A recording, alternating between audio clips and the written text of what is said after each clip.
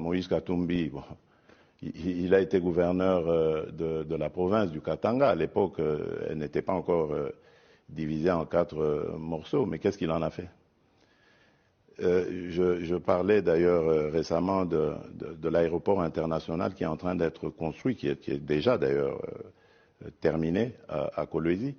Il a été gouverneur pendant 9 ans. Il n'a même pas pensé à construire un aéroport international dans la capitale mondiale du cobalt. Une sortie du chef de l'État qui, opposé au fait et à la réalité du terrain, perd l'essentiel de sa substance.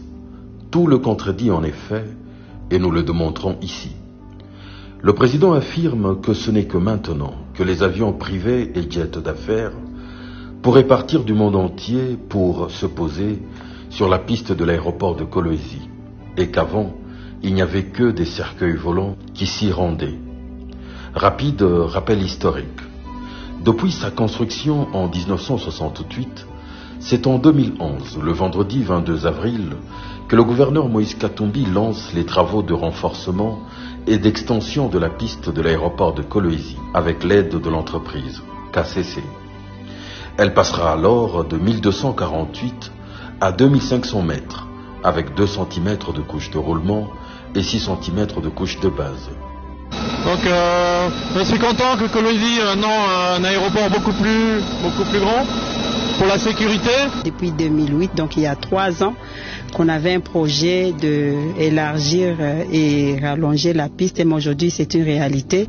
C'est la même piste jusqu'à ce jour.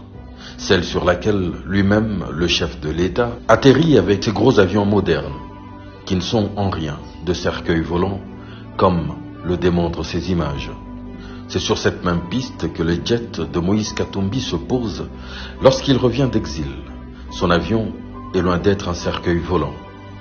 Bien longtemps, des vols internationaux en partant de Johannesburg notamment, assurant par exemple le déplacement des travailleurs de Glencore et de Kamoa, se posaient déjà directement à Kolwezi. Ce ne sera donc pas une grande première, pas du tout, comme annoncé par le chef de l'État. En outre, les avions de compagnies telles que CAA et Congo Airways utilisent régulièrement la même piste d'atterrissage, celle rénovée par Moïse Katumbi depuis bientôt plus de 11 ans.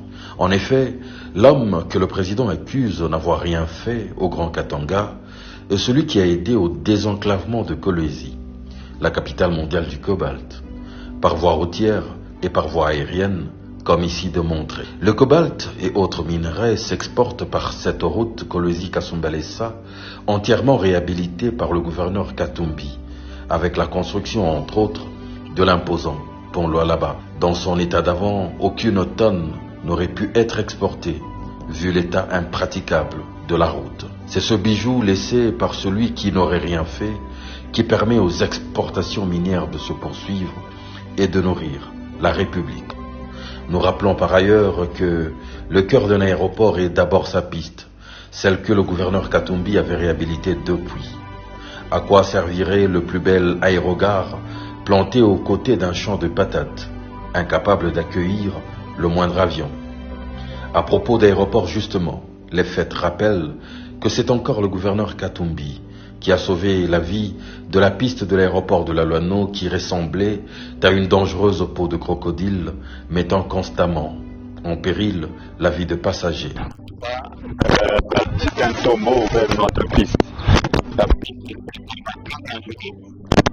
Fin du mois, si on commence par les travaux, je ferme la piste de la Luano. Son état actuel est à mettre au crédit de ce dernier. Il peut accueillir toutes sortes d'avions sans aucun problème. En milieu rural, à Puerto, il a converti une piste en terre battue en une piste asphaltée de 2 km, unique infrastructure du genre en milieu rural en RDC, inaugurée le 5 novembre 2013. Un atterrissage normal, standard, la piste est en bon état, c'est une très bonne piste. Nous sommes impressionnés. Le jour où le chef de l'État ira en campagne dans cette partie du pays, c'est bien cet héritage de Katumbi sur lesquels ces avions se poseront. En passant, rappelons le bien qu'il a fait à l'aérogare de l'aéroport de Kalemi, y construisant une salle d'attente digne et un salon VIP, loin de la cage de zoo, qu'elle fut. Il est cependant utile de rappeler que les aéroports sont de la compétence du gouvernement central et non l'apanage d'un gouverneur de province.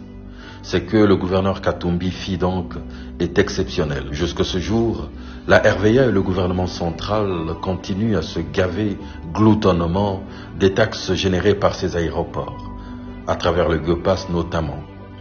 Peuvent-ils montrer au peuple un seul centimètre de piste construit depuis les 5 dernières années? Mission impossible. Katumbi n'aurait-il donc rien fait à la tête du Katanga? Et si l'on faisait mentir cette affirmation par quelques déclarations faites par lui-même, certains de ses collaborateurs, ainsi que d'autres politiques? Moïse doit rentrer dans Mboka, à Saliming pour Namboka, il doit retourner. Moi, je suis l'ami de Moïse, je le revendique, je suis fier d'être son ami, c'est un homme droit, correct. Nous avons la même vision pour libérer le Congo et nous sommes ensemble encore dans ce combat. Minaona kama baguverneur wengine inafaa wake mustage au Lubumbashi. Bakui stage.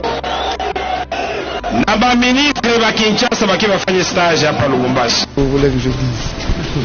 Je vous ai dit que c'est le meilleur gouv qu'on a dans le pays. C'est tout ce que je peux vous dire. Papa Moïse, pourquoi les gens qui ont des yeux ne voient pas ce que nous, les aveugles, nous voyons?